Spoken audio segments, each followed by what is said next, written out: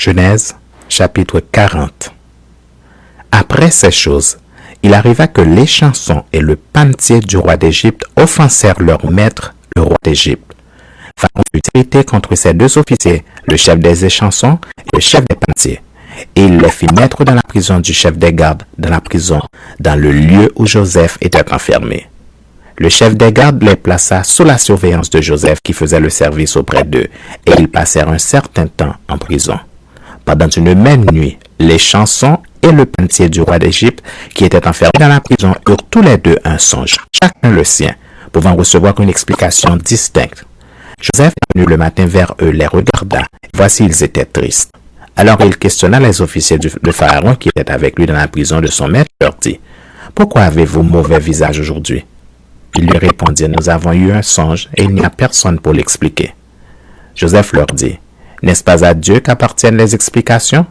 Racontez-moi donc votre songe. » Le chef des échansons raconta son songe à Joseph et lui dit, « Dans mon songe, voici il y avait un sceptre devant moi. Ce sceptre avait 3 sarments. Quand il eut poussé, sa fleur se développa et ses grappes donnèrent des raisins mûrs.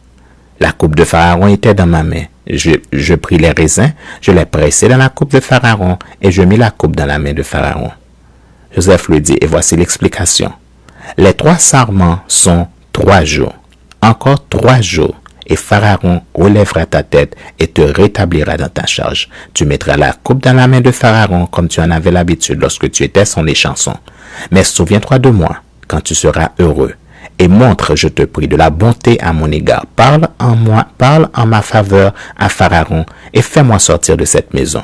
Car j'ai été enlevé du pays des Hébreux et ici même, je n'ai rien fait pour être mis en prison. Le chef des panetiers, voyant que Joseph avait donné une explication favorable, dit, « Voici, il y avait aussi dans mon songe 3 corbeilles de pain blanc sur ma tête. Dans la corbeille la plus élevée, il y avait pour Pharaon des mets de toute espèce, cuits au four. Et les oiseaux les mangeaient dans la corbeille au-dessus de ma tête. » Joseph répondit et dit, et voici l'explication.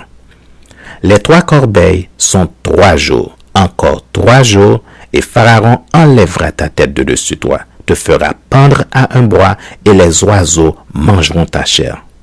Le 3e jour, jour de la naissance de Pharaon, il fit un festin à tous ses serviteurs, et il éleva la tête du chef des échansons et la tête du chef des panetiers au milieu de ses serviteurs. Il rétablit le chef des échansons dans sa charge des chansons pour qu'il mît la coupe dans la main de Pharaon.